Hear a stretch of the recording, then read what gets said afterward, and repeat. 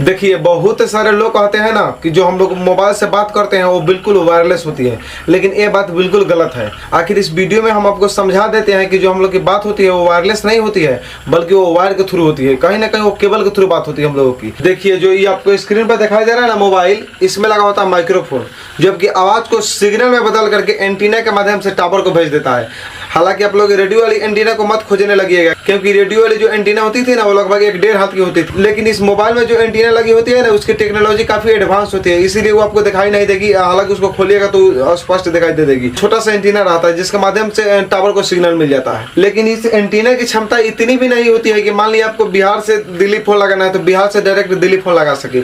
इतनी क्षमता इस एंटीना की नहीं होती है। नहीं किसी टावर की इतनी क्षमता होती है कि डायरेक्ट आप यहाँ से फोन लगाए और दिल्ली आपका फोन लग गया। हालांकि जो भी बातें होती है ना वो सभी इनक्रिप्टेड रहती है, यानी गुप्त रहती है। कोई बात किसी को मालूम नहीं चलता है। नहीं तो ये बबनी जो बतवा रही है ना, इसको यदि मालूम चलने वाला रहता है, यदि इनक्रिप्टेड नहीं रहता तो जो बबनी बतवा रही है सभी बात दूसरे को मालूम चल जाता और इसका मजाक उड़ाया जाता। देखिए शुक्र मनाओ कि तुम इनक्रिप्टेड बात कर रही हो, वरना इसको बहुत बेइज्जती किया जाता है। यहाँ पे कोई भी बात को इसको पकड़ लेता, कोई भी बात को सुन लेता, पता लगा कि बतवा रहा है ससुरे से, अब इसके बात को छोड़ करके दूसरे को निकाल से बात करने लगता। इसीलिए जब इस टेक्नोलॉजी को बनाया गया ना तो काफी ध्यान में रखा गया इस सब चीज को, कि आने वाले समय में जितने भी लड़के लड़कियां होंगे काफी एडवांस होंगे, और एडवांस होंगे इसका नतीजा होगा कि कोई भी बात किसी के यहाँ लीक हो जाएगा। इसीलिए सभी बात को इनक्रिप्टेड कर दिया गया। हालांकि इनक्रिप्टेड करना जरूरी था, इनक्रिप्टेड नहीं होता तो कौन बतियाता अपना फोन पर, कोई का बात कोई सुन लेता, इसीलिए इस सब चीज को इनक्रिप्टेड रखा गया। चलिए इस पूरे प्रोसेस को हम आपको एक उदाहरण के माध्यम से समझा देते हैं।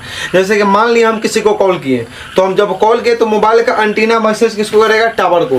बेचारा टावर को मैसेज कर दिया। अब टावर में लगा होता है ऑप्टिकल फाइबर, यानी वायर लगे होते हैं। अब ये टावर क्या करेगा कि ऑप्टिकल फाइबर के जरिए अपने नियरेस्ट एमएससी को मैसेज कर देगा। एमएससी का मतलब होता है मोबाइल स्विचिंग सेंटर, यानी इसकी जो एक ऑफिस बनी होती है जो टावर की मैसेज को कलेक्ट करती है। अब एमएससी को टोटल बात मालूम रहता है कि व्यक्ति किसके पास कॉल किया। देखिए अब इसमें आप लोग कहेंगे कि आखिर बताइए सर कि एमएससी को कैसे टोटल बात मालूम रहती है। देखिए जब हम लोग सिम कार्ड खरीदते हैं ना उस समय हम लोग का एक डॉक्यूमेंट मांगा जाता है, यानी डॉक्यूमेंट में जैसे आप वहाँ पे आधार कार्ड दे दीजिए या ड्राइविंग लाइसेंस दे दीजिए, कोई भी एक डॉक्यूमेंट मांगा जाता है। उस डॉक्यूमेंट को लेकर के आपके एमएससी में सेव कर दिया जाता है। मान लीजिए हम बिहार से कॉल किए दिल्ली के लिए, तो बिहार से हम कॉल किए तो हम किस नेटवर्क के क्षेत्र में आते हैं किसको पता है, एमएससी को पता है। तो मोबाइल से फोन किए तो हमारा एंटीना मैसेज करेगा टावर को, टावर बेचारा मैसेज करेगा ऑप्टिकल फाइबर के जरिए अपने नियरेस्ट एमएससी को, यानी मोबाइल स्विचिंग सेंटर को। अब मोबाइल स्विचिंग सेंटर को पूरी तरह से मालूम है कि कॉल हमको किसके पास भेजना है। हालांकि बिहार वाले जो मोबाइल स्विचिंग सेंटर था वो भेज दे दिल्ली वाले मोबाइल स्विचिंग सेंटर के पास। अब एमएससी मैसेज कर देगा टावर को,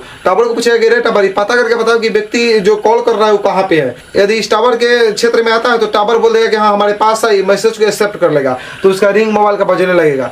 अब मान लिया इस टावर के दायरे में वो व्यक्ति नहीं आता है तो साफ साफ बोल देगा कि नहीं हमारे दायरे में नहीं है, तो व्यक्ति को बता दिया जाता है कि आप जिस व्यक्ति से संपर्क करना चाहते हैं वो अभी नेटवर्क क्षेत्र से बाहर है, यानी इस नेटवर्क कवरेज एरिया के में नहीं है। हम सोचते थे बचपन में कि जो बजवा होता है ना टावर में वो बजाया जाता है शादी ब्याह में, और बजा करके भादों में खराब होने के चलते लेकर के टावर पर लटका दिया जाता है, क्योंकि वहाँ पे आराम से रहेगा, कोई दिक्कत नहीं होगा। लेकिन ये बात हमारी गलत हुई जब बड़े हुए तो, क्योंकि जो बजा होता है ना दूसरे टावर से बतियाने के लिए रहता है। जैसे कि मान लिया इस टावर में जो बजा लगा है वो दूसरे टावर से बतियाने के लिए है। जैसे कि व्यक्ति मान लिया इस टावर के दायरे में नहीं है तो टावर कैसे खोजेगा कि कौन दायरे में आता है व्यक्ति, तो ये टावर जो है इस बजा के माध्यम से दूसरे टावर से बतियाएगा कि रे जो बकलोलो भागा है तुम्हारे क्षेत्र में है, यदि उसके क्षेत्र में है तो बोल देगा कि हाँ हमारे क्षेत्र में है।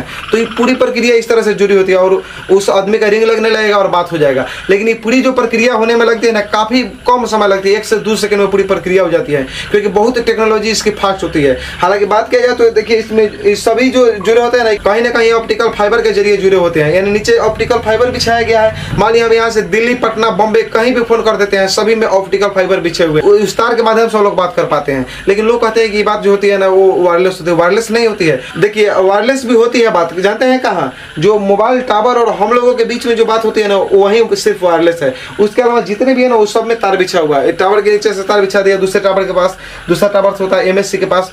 अब आपको हम जानकारी के लिए बता देते हैं कि एमएससी सेंटर कहाँ पे खोले जाते हैं। देखिए प्रत्येक जिला में एक एमएससी सेंटर होते हैं, यानी मोबाइल स्विचिंग सेंटर होते हैं। हालांकि मोबाइल स्विचिंग सेंटर से कोई भी कॉल को ट्रेस किया जाता है। मान लिया कोई व्यक्ति यहाँ से सामान लेकर के या कोई भी गलत काम कर करके भाग गया दिल्ली, तो दिल्ली में कैसे पता लगेगा, तो यहाँ पे देखा जाएगा कि 21 टावर के दायरे में आता है। जिस टावर के दायरे में आता होगा उसके नजदीकी एमएससी होगा, यानी मोबाइल स्विचिंग सेंटर होगा।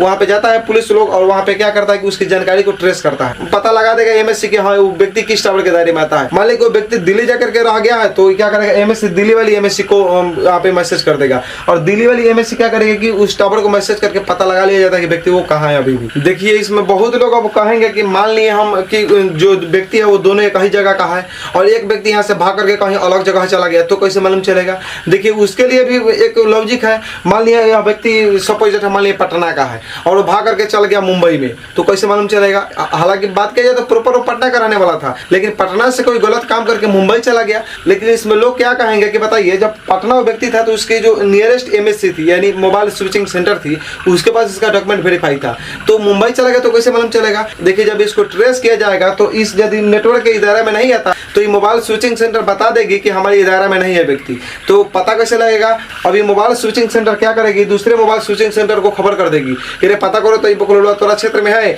यदि नहीं होता है तो तीसरे को खबर कर देगी। उस तरह से करते करते उस व्यक्ति के पास वाले जो एमएससी होगी वो खबर आके बता ही देगी कि वो व्यक्ति हमारे पास है। और वह व्यक्ति क्या होगा कि किसी टावर से कनेक्ट होगा, मान लिया मुंबई वाली टावर से कनेक्ट है तो मुंबई वाला टावर बता देगी अपने एमएससी को कि हाँ जो बकलोलवा है हमारे टावर से कनेक्ट है, तो वहां से एमएससी की जानकारी ले लेती है।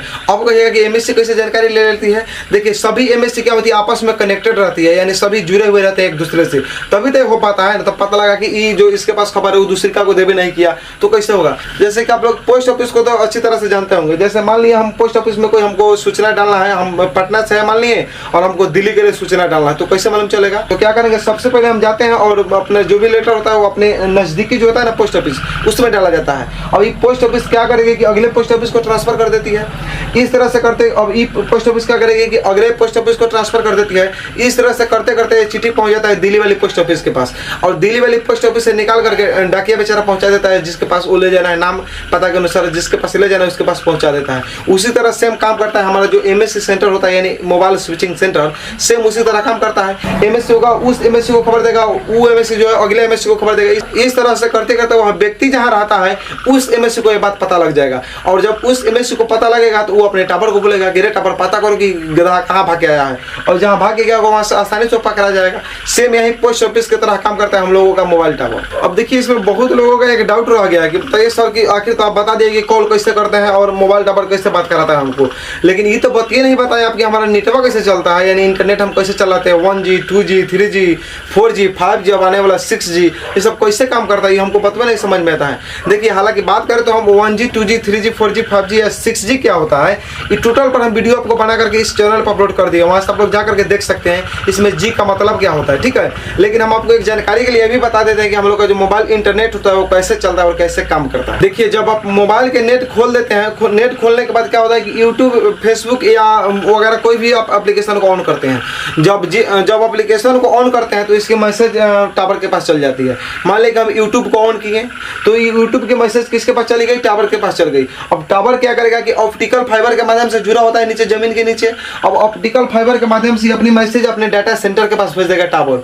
अब ये डाटा सेंटर क्या करेगा कि यूट्यूब के डाटा सेंटर को मैसेज कर देगा कि ये ऑन करने के लिए आपको पूछ रहे हैं, बोलिए क्या कर रहे हैं। तो यहाँ से यूट्यूब की जो डाटा सेंटर होगी वो यहाँ से वेरीफाई करके एक्सेस दे देगी कि हाँ जब मांग रहा है खोलने के लिए तो जाके वहाँ पे खुल जाओ, तो वहीं से यूट्यूब हमारा खुल जाता है और यूट्यूब पर हम लोग जो भी देखना चाहते हैं वो देख पाते हैं। अब कहेगा कि ये कैसे बता दिए इतना जल्दी सब काम हो जाएगा। ये सब जो काम होता है ना बहुत स्पीड से होता है, क्योंकि ये सब लाइट की स्पीड से चलता है ये सभी चीज।